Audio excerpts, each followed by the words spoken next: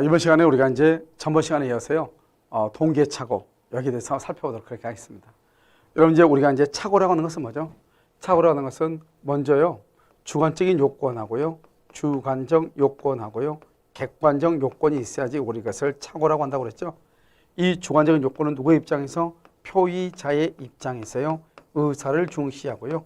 객관적인 요건은요, 상대방의 입장에서요, 이것은 표시를 중시하는 것이죠. 이것을 주관적, 객관적이다 이렇게 얘기하죠. 이것을 동기의 착오라고 얘기하는 것인데요. 우리 이제 동기의 착오는 뭐냐? 여기서 동기는 뭐죠? 동기는 이유를 얘기하죠. 이유. 그래서 그 이유가 뭐냐 이 말이죠. 이것을 우리는 동기의 착오다 이렇게 얘기를 하는 것이죠. 그래서 우리가요, 여기 봐봐요.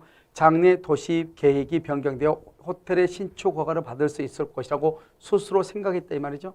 그래서 내가 토지를 사게 된 이유는 만약에 호텔을 지을 수 있을 거라고 생각을 했다. 그래서 이유, 이것을 뭐란다? 동기 또는요, 이것을 연유, 이렇게 연유.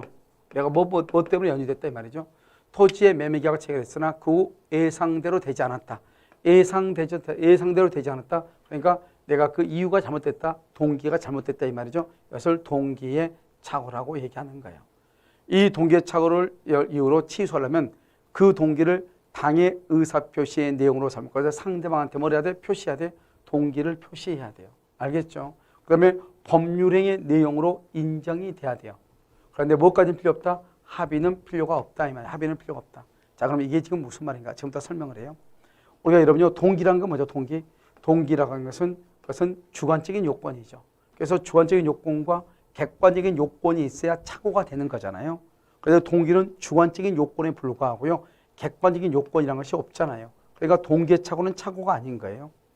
그런데 이 동기가 착오가 되려면 주관적인 요건이 있으니까 이제 객관적인 요건만 있으면 되는 거잖아요. 이 객관적인 요건이 표시가 돼야 되죠.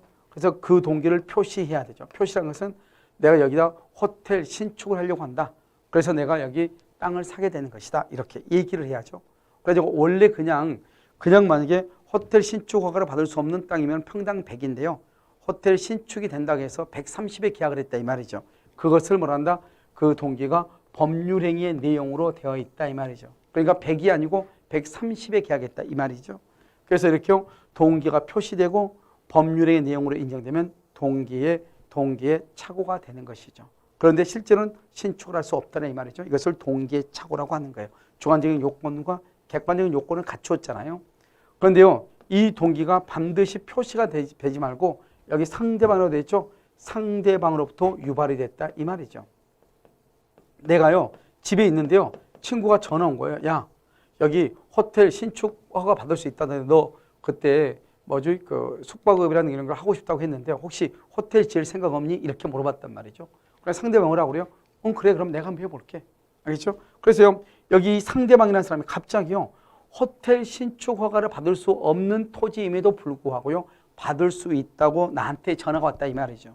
그러니까 내가요, 상대방의 말을 듣고 그 말을 믿고 땅을 샀는데 보니까 호텔 신축을 할 수가 없다는 이 말이죠. 이것을 말한다? 상대방으로부터 호텔 신축이 가능하다고 유발됐다 이 말이죠. 그래서 동기는 주관적이고 상대방이라는 건 뭐죠? 상대방은 객관적인 거잖아요.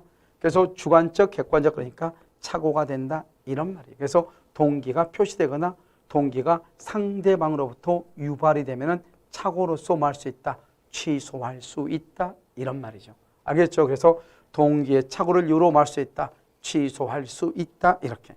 그런데요, 이런 봐봐요. 이 동기를 의사표시의 내용으로 삼기로 하는 합의는 필요가 없다. 왜요? 합의는 뭐죠? 합의는 의사의 일치를 합의라고 하죠. 그런데 이 의사라고 하는 것은 여기서 보다시피 주관적인 요건에 불과하잖아요. 동기가 주관적인 요건인데 또 주관적인 요건이 필요한 것이 아니고 뭐가 필요하다? 객관적인 요건이 필요한 거잖아요. 객관적인 요건. 그래서 여러분요, 의사의 일치, 합의는 필요가 없다. 이렇게 얘기를 하는 것이 알겠죠? 그래서 우리는 동기의 착오다 이렇게 얘기를 해요. 그런데 이번요, 상대방으로부터 유발됐다 그랬죠. 상대방으로부터 유발됐다. 그러면 동기는 주관적이고 상대방은 객관적이니까 상대방으로부터 유발됐다. 그러면 뭐한다? 그것은 동기가 표시가 되지 않아도 착오를 유로할 수 있다, 취소할 수 있다. 이게 이제요, 귀속 해제된 토지의 귀속 해제. 귀속 해제가 됐다는 것은 갑의 토지다 이 말이죠. 그런데 여기 공무원이요. 공무원이 잘못 공문을 보낸 거예요. 이것은 귀속재산이다. 다른 말로 국가재산이다 이 말이죠.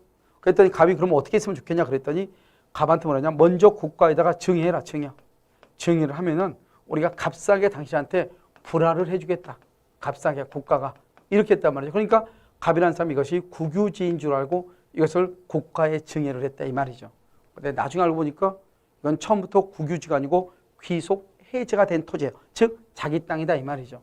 처음부터 이것이 내 땅인 줄 내가 알았으면 이것을 국가에다가 증여를 했다 안 했다 안 했는데 내가 누구 때문에 국가에다가 증여를 하게 됐다? 공무원 때문이다 이 말이죠.